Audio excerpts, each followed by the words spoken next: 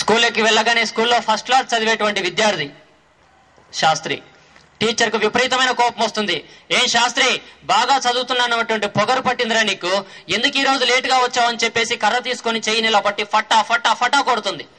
Teacher ఆవేశంలో కొట్టినటువంటి దెబ్బలకు చెయ్యి పగిలిపోతుందండి, బ్లడ్ కారుతూ ఉంటుంది. వెంటనే చెయ్యిని వెనకాలకి ఇలా పట్టుకుంటాడు. ఏడ్చుకుంటూ పోయి సీట్లో కూర్చొని ఏడుస్తూ టీచర్ చెప్పే పాఠాలు వింటూ ఉంటాడు. పాఠం మొత్తం పూర్తయిపోతూ ఉంటుంది. ఎంత కాదన్నా తల్లిదండ్రులకు ఎంత బిడ్డ మీద ఎంత ప్రేమ ఉందో, ఉపాధ్యాయుడు కూడా తన బాధ్యత ప్రకారం తన దగ్గరకు వచ్చినటువంటి బిడ్డల మీద అంత ప్రేమ ఉంటుంది. ఎందుకంటే తల్లిదండ్రులు రక్త మాంసాలతో కూడినటువంటి శరీరాన్ని ఇస్తాడు. ఆ శరీరం బయటకెళ్లి సక్సెస్ కావాలంటే గురువు చెప్పే బోధ తప్ప మరొక విజ్ఞానం లేనే లేదు. దాన్ని పొందలేకపోవడం అది అజ్ఞానం అవుతుంది. జీవితం ఎప్పుడూ ప్రశ్నార్థకం అవుతుంది. కోట్లు ఉండొచ్చు, ఆస్తి ఉండొచ్చు, రాజకీయ పలుకుబడి ఉండొచ్చు, కానీ నీకు ఆ శక్తి అందే ప్రసక్తే లేదు. పాఠం పూర్తయిన తర్వాతకి దగ్గరికి వస్తుంది. శాస్త్రి, ఎందుకు లేటుగా వచ్చావరా అని చెప్పేసి తల మీద చేయి పెట్టగానే మొత్తం కాలిపోతూ ఉంటుంది. ఒక్కసారిగా చేయి తీసి ఒక్క మాట చెప్పొచ్చు కదరా శాస్త్రి, ఇంత జ్వరంతో ఉన్నానని చెప్పేసి అని వెనకాల చేయి తీస్తే రక్తం కారుతూ ఉంటుంది. వెంటనే తన చీర కొంగు చించి చేతికి కట్టుకడుతుంది. శాస్త్రి, ఎందుకురా నేను కొట్టానని బాధపడుతున్నావు అంటే, లేదు టీచర్, లేటుగా వచ్చి నీ మనసును కష్టపెట్టానే, అందుకోసం బాధపడుతున్నాను టీచర్, అందుకోసం ఏడుస్తున్నాను టీచర్. ఎటువంటి సిన్సియారిటీ ఉంది, ఎటువంటి హానెస్టీ ఉంది, ఎటువంటి కమిట్మెంట్ ఉంది చూడండి. అందుకనే ఆ మహానుభావుడు ఎంత గొప్ప వ్యక్తిగా మారాడో చూడండి. ప్రధానమంత్రి స్థాయికి మరి ఎదిగాడు. చిన్నతనం నుంచి తనలో ఉన్నటువంటి క్వాలిటీస్ అటువంటివి, అవి చెప్తూ ఉంటే మనకు నవ్వు రావచ్చు, తప్పేమి లేదు. ఇప్పటి వరకు మన జీవితంలో ఉన్నటువంటి సంస్కారాల యొక్క ప్రభావం మన మీద అలా చూపుతూ ఉంటుంది. చుట్టూ ఉన్న సమాజం చేత మనం పోషించబడుతూ కూడా ఒక్కసారి ఒక దగ్గర ఒక ఇద్దరు విద్యార్థులు ఉన్నారు. ఆ ఇద్దరు విద్యార్థుల దగ్గరికి వెళ్ళేసి నేను వెళ్ళి ఒక చిన్న ప్రశ్న వేశానండి.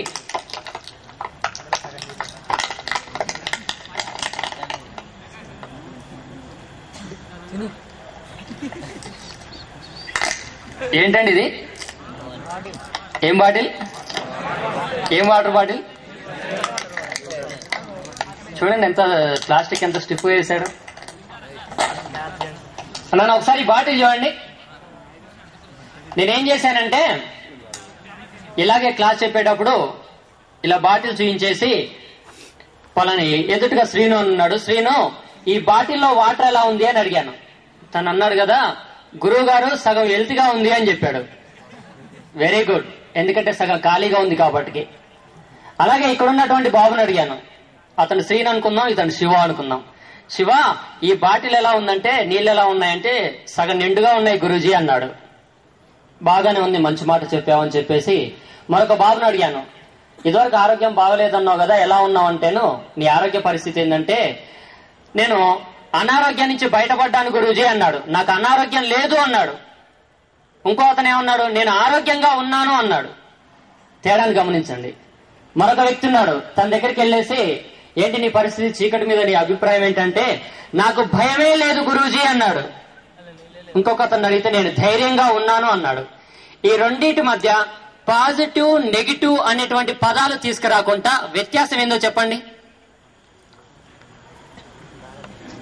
ఇతను పాజిటివ్ గా చెప్పాడు, అతను నెగిటివ్ గా చెప్పాడు, ఇటువంటిది కాకుండా ఈ రెండింటి మధ్య ఒక వ్యత్యాసం ఉంది. అదేంటో చెప్పండి.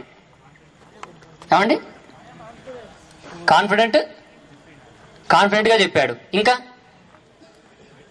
చూడండి, సగం ఖాళీగా ఉంది గురూజీ ఒక వ్యక్తి, ఇంకో వ్యక్తి సగం నిండుగా ఉంది గురూజీ, మరొక వ్యక్తి నాకు అనారోగ్యమే లేదు, నేను ఆరోగ్యవంతంగా ఉన్నానని ఇంకొక వ్యక్తి, నాకు భయమే లేదు ఇంకో అతను, నేను ధైర్యంగా ఉన్నాను.